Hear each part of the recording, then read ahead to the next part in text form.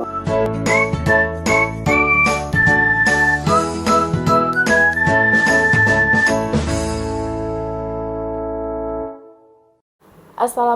warahmatullahi wabarakatuh. Selamat pagi Ananda semuanya. Salam sejahtera untuk kita semua. Bagaimana kabar Ananda pada hari ini? Ya, semoga selalu dalam keadaan sehat walafiat. Nah, hari ini merupakan pertemuan pertama kita pada bab 7, yaitu tentang materi relativitas. Jadi, sebelum pembelajaran dimulai, alangkah lebih baiknya kita berdoa terlebih dahulu agar pembelajaran yang kita lakukan nantinya bisa berjalan dengan lancar dan Ananda bisa menerima ilmu dengan baik pula. Silakan berdoa menurut kepercayaannya masing-masing. Berdoa dimulai. Berdoa selesai. Baik, untuk Ananda yang belum absen, silahkan absen terlebih dahulu. Sebelum kita masuk ke materi hari ini, Ibu punya satu video yang Ibu tampilkan nantinya. Silahkan simak video berikut ini.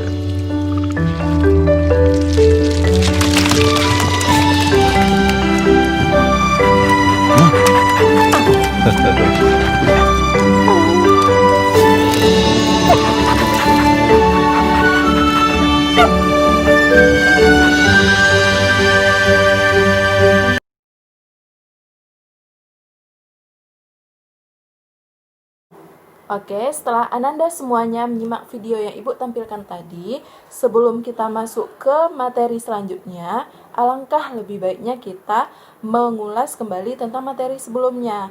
Nah, jadi Ibu harapkan di sini Ananda semua juga masih bisa mengingat tentang materi yang telah dipelajari pada minggu sebelumnya.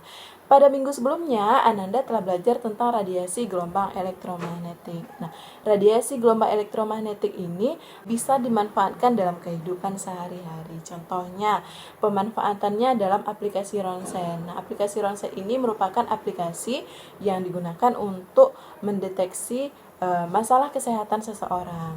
Nah, jadi ronsen ini memanfaatkan eh, spektrum gelombang elektromagnetik pada sinar X, dan contoh lainnya misalnya pada alat-alat elektronik, contohnya remote control. Nah, jadi remote control ini merupakan contoh dari pemanfaatan spektrum gelombang elektromagnetik pada bagian sinar, ya, sinar inframerah. Nah, jadi selain membahas tentang manfaat dari radiasi gelombang elektromagnetik dalam kehidupan sehari-harinya, Ananda juga telah belajar tentang apa-apa saja spektrum dari gelombang elektromagnetik itu. Nah, yaitu mulai dari gelombang radio, sinar gamma, sinar X, sinar ultraviolet, sinar inframerah, dan lain-lainnya. Nah, di sini Ibu harapkan kepada Ananda semuanya bisa mengingat kembali tentang materi sebelumnya yang telah dipelajari. Nah, jadi untuk mengingat kembali tentang materi sebelumnya, Ibu rasa cukup, dan hari ini kita akan masuk ke materi tentang teori relativitas. Nah, silakan simak materi yang Ibu sampaikan pada hari ini. Oke, sebelum Ibu jelaskan materi pada hari ini, Ibu ingin bertanya kepada Ananda semuanya. Pernahkah Ananda naik kereta api? Ya, sebagian dari Ananda pasti pernah dan ada juga yang belum pernah. Nah, pada waktu kereta api melewati hutan ataupun objek lainnya seperti rumah ataupun pepohonan, kita melihat bahwa objek di luar kereta api seolah-olah bergerak dari depan ke belakang. Nah, apakah hal tersebut benar terjadinya? Ya, pastinya tidak, karena objek di luar kereta api itu dalam keadaan diam. Lalu, mengapa objek-objek tersebut tampak bergerak? Nah, ini adalah pertanyaan Ibu. Mengapa objek-objek tersebut tampak bergerak? Dan untuk jawabannya akan kita jawab di akhir pembelajaran. Nah, jadi Ananda semuanya silahkan simak materi Ibu berikut ini dengan baik. Oke, Ananda semuanya, Ibu rasa Ananda semuanya telah siap untuk menerima pembelajaran pada hari ini. Nah, hari ini merupakan pertemuan pertama kita pada bab 7. Nah, materi yang akan kita pelajari hari ini adalah tentang relativitas. Nah, jadi sebelum Ibu menjelaskan tentang materi kita hari ini, kita di sini Ibu ingin memberitahu tentang KD, tentang indikator, kemudian tentang tujuan pembelajaran yang akan kita capai pada hari ini. Adapun KD pembelajaran kita hari ini mengenai menganalisis fenomena perubahan panjang, waktu, dan massa dikaitkan dengan kerangka acuan dan kesetaraan massa dengan energi dalam teori relativitas khusus penerapannya. Nah, adapun indikatornya, yang pertama mengidentifikasi teori relativitas khusus, kemudian memahami konsep relativitas Newton, ketiga menganalisis percobaan Michelson-Morley, dan yang keempat mengidentifikasi postulat Einstein untuk teori relativitas khusus. Dan tujuan pembelajaran kita pada hari ini yaitu peserta didik mampu menjelaskan tentang konsep relativitas dari beberapa teori dengan benar, serta nantinya bisa menimbulkan rasa ingin tahu, berpikir kritis, dan teliti. Oke, adapun konsep materi yang akan kita pelajari hari ini, yang pertama kita akan mempelajari tentang relativitas Newton, yang kedua kita akan mempelajari tentang transformasi Galileo, dan yang ketiga kita akan mempelajari tentang percobaan Michelson-Morley, dan yang keempat kita akan mempelajari tentang postulat Einstein untuk teori relativitas khusus.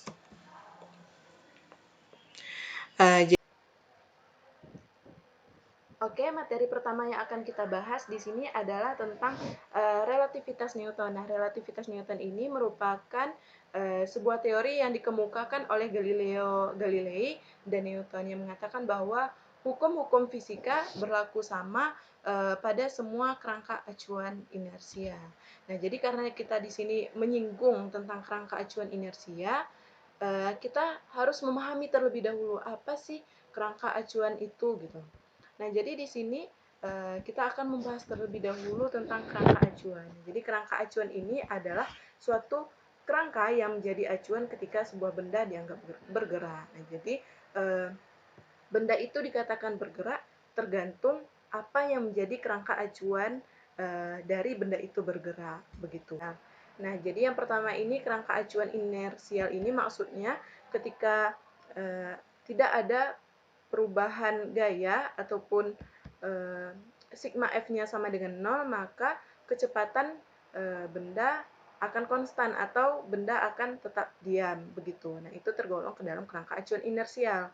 Nah, contoh dari kerangka acuan inersial ini yaitu pada hukum 1 Newton yang mengatakan bahwa apabila tidak ada perubahan gaya pada suatu benda, maka benda itu akan tetap diam atau benda itu akan tetap bergerak dalam keadaan konstan.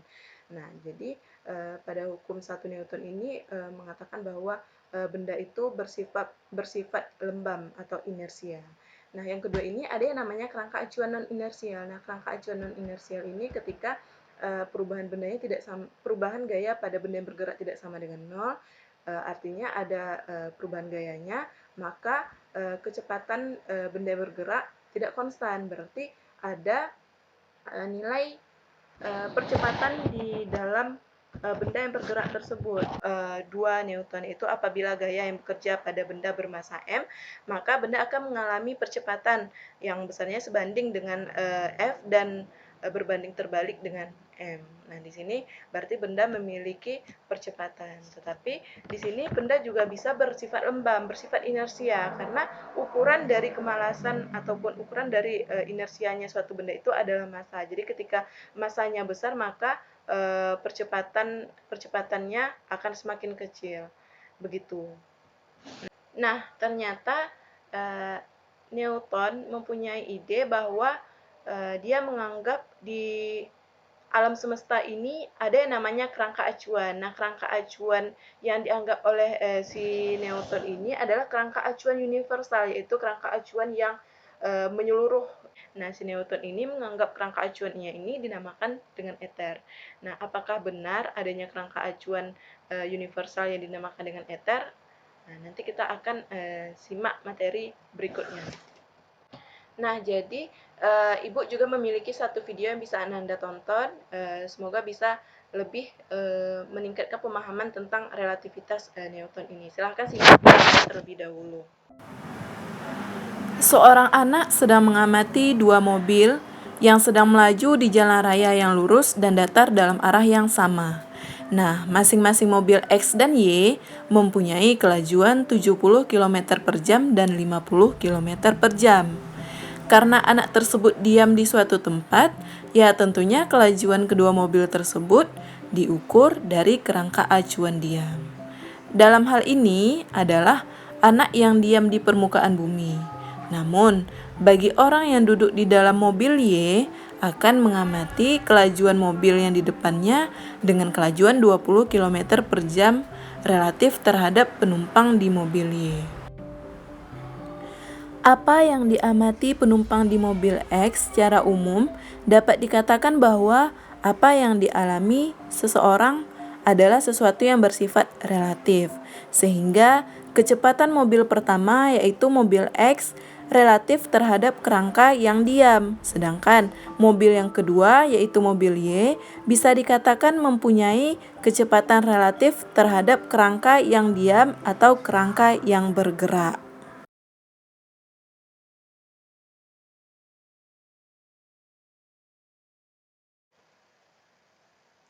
Oke, baik. Selanjutnya kita akan membahas tentang transformasi Galileo. Nah, transformasi Galileo ini merupakan suatu transformasi yang membahas tentang koordinat dari suatu kerangka acuan terhadap kerangka acuan lainnya yang bergerak relatif dari kerangka acuan awalnya. Nah, ini ada gambar yang menjelaskan tentang transformasi Galileo itu. Nah, di sini terdiri dari dua pengamat. Yang pertama pengamat 1 kita anggap O berada di atas gunung berada diam, kemudian pengamat 2 bergerak, kita anggap sebagai O aksen. Nah, pada pengamat 1 yang diam ini berada pada sumbu X, Y, Z, kemudian pada O aksen ini berada pada sumbu X aksen, Y aksen, dan Z aksen. Dan di sini terdapat benda yang berada pada sumbu X, Y, Z. Nah, jadi ketika ada benda diam berada di sumbu X, Y, Z, diamati oleh pengamat 1 yang berada di atas gunung, yaitu O, mengamati bahwa benda tersebut memiliki panjangnya sebagai X, kemudian tingginya Y, kemudian Z-nya sama dengan Z ataupun 0 karena dia tidak ada berubah terhadap ke belakang ataupun ke depan. Nah, kemudian untuk T-nya sama dengan T. Nah, kemudian ada pengamat 2 yang bergerak, yang awalnya dari posisi O, kemudian bergerak dengan T detik, misalnya 10 detik, kemudian mengamati benda yang diam pada posisi koordinat X, Y, Z ini, mengatakan bahwa posisinya benda ini panjangnya adalah X aksen, kemudian tinggi dari benda yang diamati oleh pengamat yang bergerak ini adalah Y aksen, kemudian untuk Z-nya Z aksen ataupun sama dengan 0 karena bendanya juga tidak bergerak terhadap ke belakang ataupun ke depan. Dan untuk T-nya, T sama dengan T aksen, yaitu misalnya tadi T-nya sama dengan 10 begitu. Nah, selanjutnya di sini kita ingin mengetahui bagaimana sih hubungan antara O dan O aksen. Nah, kita tahu bahwa tadi si pengamat yang diam ini mengamati bahwa panjang dari benda ini adalah X, kemudian dikurang dengan pergerakan ini. Nah, pergerakan ini adalah VT, yaitu V dikali waktu. Nah, O aksen ini kan awalnya mula-mula berada di sini, karena digerakkan dengan T setelah T detik, kemudian bergerak sampai posisi di sini. Nah, jadi posisi geraknya berapa? Yaitu V dikali T. Makanya di sini X aksen sama dengan X dikurang V dikali T. Nah, untuk posisi Y aksennya tidak berubah, yaitu sama dengan Y. Untuk Z aksen sama dengan Z, kemudian T aksen sama dengan T. Gitu. Selanjutnya, ini adalah persamaan-persamaan yang didapat tentang transformasi Galileo ini, mulai dari transformasi koordinat atau kedudukan dapat dilihat pada slide, kemudian transformasi kecepatan dapat dilihat pada slide, dan yang ketiga ini transformasi percepatan juga dapat dilihat pada slide. Oke, pada materi kita yang ketiga ini tentang percobaan dari Michelson-Morley. Nah, jadi percobaan ini adalah percobaan yang dilakukan oleh Michelson dan Morley. Berawal dari penemuan gelombang elektromagnetik yang dihasilkan oleh perubahan medan magnet ataupun perubahan medan listrik. Nah, jadi pada saat itu semua gelombang yang ada pasti memerlukan medium untuk merambat. Nah, pada saat itu ditemukannya gelombang elektromagnetik dan para ahli pun bingung apa sih medium yang digunakan untuk merambatnya begitu. Nah, kita tahu bahwa contoh dari gelombang elektromagnetik itu adalah gelombang cahaya.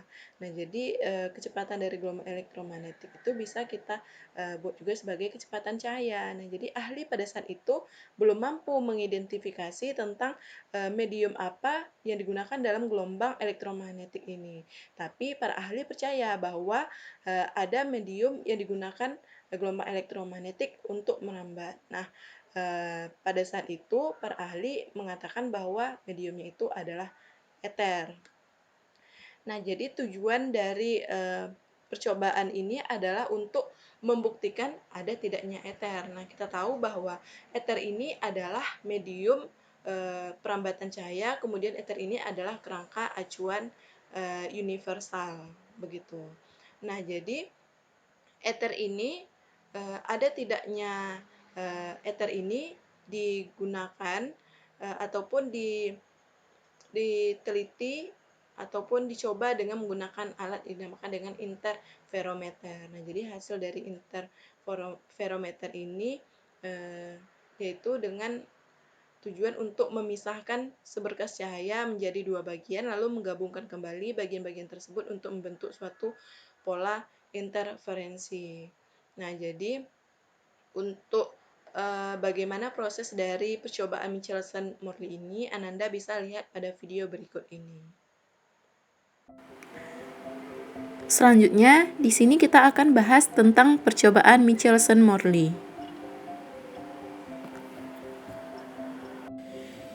Sebelumnya, cahaya diasumsikan sebagai sebuah gelombang. Nah, seperti gelombang air dan gelombang suara. Maka akan dibutuhkan sebuah medium penambatan bagi cahaya.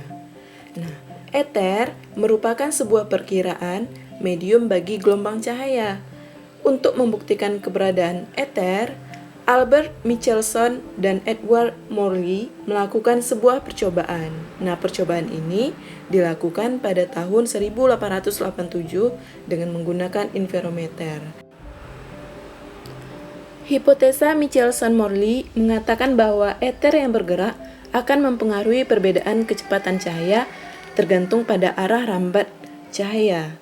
Nah, pada eksperimen ini digunakan 2 buah cermin dan sebuah cermin yang hanya memantulkan setengah cahaya yang datang. Cahaya yang datang akan masuk pada cermin yang akan membagi cahaya menjadi 2. Satu akan merambat melalui cermin dan berkas lainnya akan dipantulkan ke cermin kedua dengan sudut 90 derajat terhadap berkas pertama. Diasumsikan arah gerak ether ke kiri dan horizontal. Maka saat cahaya dipantulkan akan mendapatkan percepatan dihasilkan oleh arah keduanya yang sama. Namun, saat dipantulkan akan ada perbedaan antara ether dan cahaya yang menyebabkan penyimpangan arah pada salah satu berkas cahaya serta melambatnya perbedaan waktu yang menyebabkan interferensi. Namun pada kenyataannya ini tidak terjadi. Seperti layaknya manusia berlari. Nah, pada awalnya tidak terasa ada angin yang berhembus. Hal tersebut, udara yang berkecepatan 0 terhadap badan manusia atau sangat kecil sehingga tidak bisa dirasakan.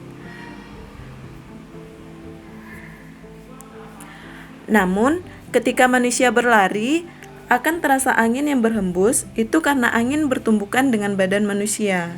Nah, begitu juga dengan ether, yang ketika bertumpukan dengan bumi, akan menghasilkan semacam angin yang bisa terdeteksi, namun tidak dapat ditemukan hal tersebut.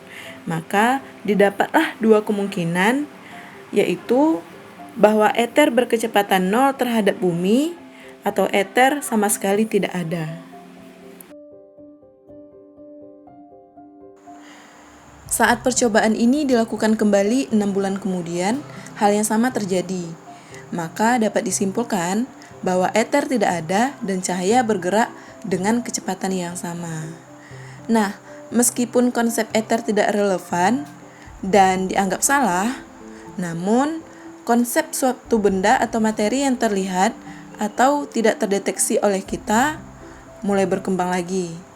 Nah, setelah dibuktikan berdasarkan perhitungan astronomi bahwa total massa atau energi dari benda-benda normal seperti proton, elektron, dan neutron dan lain-lain hanya seberat 4,9% dari seluruh alam semesta. Sehingga menimbulkan hipotesa baru bahwa ada benda atau materi lain yang tidak terlihat seperti ether, namun dengan kegunaan dan sifat yang berbeda dari ether. Nah, jadi setelah kita melihat percobaannya tadi, dapat disimpulkan bahwa ether itu tidak ada. Yang kedua, cahaya merambat tanpa menggunakan medium. Dan yang ketiga, kecepatan cahaya sama besar dalam segala arah dan tidak tergantung dari kerangka acuan pengamatnya. Begitu. Oke, yang terakhir kita membahas tentang postulat Einstein untuk teori relativitas. Nah, jadi di sini dari percobaan yang telah dilakukan sebelumnya oleh Michelson-Morley, didapatlah hasil bahwa ether itu tidak ada sebenarnya. Seandainya ether itu ada, maka ether dapat dijadikan sebagai kerangka acuan yang tetap. Oleh karena itu, ether tidak ada berarti kerangka acuan universal juga tidak ada. Nah, oleh sebab itulah Einstein mengeluarkan postulatnya tentang relativitas ini. Nah, Einstein memiliki dua postulat. Yang pertama, postulat Einstein 1 dan yang kedua, postulat Einstein 2. Nah, postulat Einstein 1 ini mengatakan bahwa hukum-hukum fisika memiliki pernyataan yang sama dalam kerangka acuan inersia, dan yang kedua, kecepatan cahaya di ruang hampa adalah mutlak sebesar C, itu 3 kali 10 pangkat 8 meter per sekon, dan tidak tergantung pada sumber cahaya atau pengamatnya. Dan untuk akibat dari postulat Einstein ini akan dipelajari pada pertemuan selanjutnya, begitu.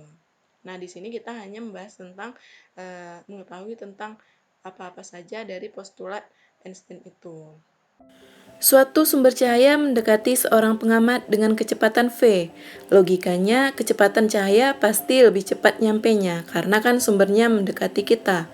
Ataupun pada gambar berikutnya, di situ sumber bergerak menjauhi dari pengamatnya. Dan logikanya harusnya kecepatan cahaya lebih lambat, karena kan sumber cahayanya bergerak menjauhi kita. Ataupun pada gambar berikutnya ini, sumber cahaya dan pengamatnya bergerak. Seharusnya kecepatan cahaya juga berbeda. Tapi kata Einstein menurut postulatnya yang kedua, enggak. Kecepatan cahaya pada ketiga kasus ini menurut semua pengamat yang tadi, baik itu sumbernya yang mendekati atau sumbernya bergerak menjauhi, ataupun sumber dan pengamat yang saling-saling bergerak, semua kecepatan cahaya itu sama, yaitu sebesar C. Baik, Ananda semuanya, sekarang kita masuk ke contoh soal. Sebuah bus bergerak dengan kecepatan konstan 90 km per jam. Nah, di dalam bus tersebut, seorang kondektur berjalan dengan kecepatan 1 km per jam searah dengan gerak bus. Hitunglah kecepatan gerak kondektur menurut orang yang diam di tepi jalan. Nah, langkah pertamanya kita buat yang diketahui terlebih dahulu bahwa kecepatan konstannya V sama dengan 90 km per jam. Kemudian kecepatan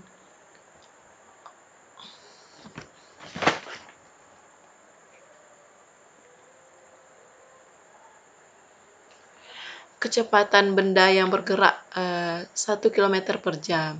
Nah, yang ditanya adalah kecepatan pengamat yang diam di tepi jalan. Nah, jadi di sini kita punya persamaan bahwa UX sama dengan U aksen X ditambah V. Jadi 1 ditambah 90 km per jam sama dengan 91 km per jam, gitu. Oke, baik Ananda semuanya. Sekarang kita telah berada di penghujung pembelajaran kita. Tadi kita telah membahas tentang materinya dan kita juga telah membahas tentang contoh soalnya. Nah, sekarang adalah waktunya kita untuk menyimpulkan kembali pembelajaran yang telah kita lakukan tadi. Nah, tadi kita telah belajar tentang relativitas, bahwa relativitas itu adalah suatu konsep yang mengatakan suatu benda itu bergerak berdasarkan kerangka acuannya. Dan kita tadi telah belajar tentang kerangka acuan, bahwa kerangka acuan ada dua, ada kerangka acuan inersial dan ada kerangka acuan non inersial. Nah, selanjutnya kita telah membahas tentang relativitas Newton. Nah, relativitas Newton ini adalah relativitas yang dikemukakan oleh Galileo dan Newton, mengatakan bahwa hukum-hukum mekanika selalu sama dalam keadaan kerangka acuan inersial. Nah, tadi kita juga telah membahas tentang transformasi Galileo. Nah, transformasi Galileo ini adalah transformasi dari koordinat kerangka acuan ke kerangka acuan dalam suatu kerangka acuan ke kerangka acuan lainnya yang bergerak dari kerangka acuan yang awal. Nah, jadi tadi kita telah mengetahui tentang persamaan kedudukannya, persamaan kecepatannya, dan juga persamaan percepatannya, begitu. Nah, selanjutnya kita juga telah membahas tentang percobaan dari Michelson-Morley yang dapat kita tarik kesimpulan bahwa sebenarnya ether itu tidak ada, kemudian cahaya merambat tanpa menggunakan medium, dan yang ketiga kecepatan cahaya sama besar dalam segala arah dan tidak tergantung dari kerangka acuan pengamatnya. Selanjutnya kita juga telah membahas tentang postulat-postulat Einstein bahwa ada dua postulat Einstein. Yang pertama, postulat Einstein yang pertama mengatakan bahwa hukum-hukum fisika memiliki bentuk yang sama pada kerangka acuannya inersia, dan yang kedua bahwa cahaya merambat melalui ruang hampa dengan cepat rambat C sama dengan 3 kali 10 pangkat 8 meter per sekon dan tidak bergantung kepada cahaya maupun pengamatnya. Dan pada minggu depan Ibu ingatkan kembali bahwasanya Ananda semua akan melaksanakan ujian semester ataupun ujian akhir semester. Nah, Ibu harapkan kepada Ananda semuanya jangan lupa belajar, tetap semangat. Ibu yakin Ananda semuanya bisa menjawab soal-soal ujian besoknya, karena Ananda semuanya pasti telah memperhatikan pembelajaran yang kita lakukan pada minggu-minggu sebelumnya. Nah, atas perhatiannya Ibu ucapkan terima kasih banyak. Assalamualaikum warahmatullahi wabarakatuh.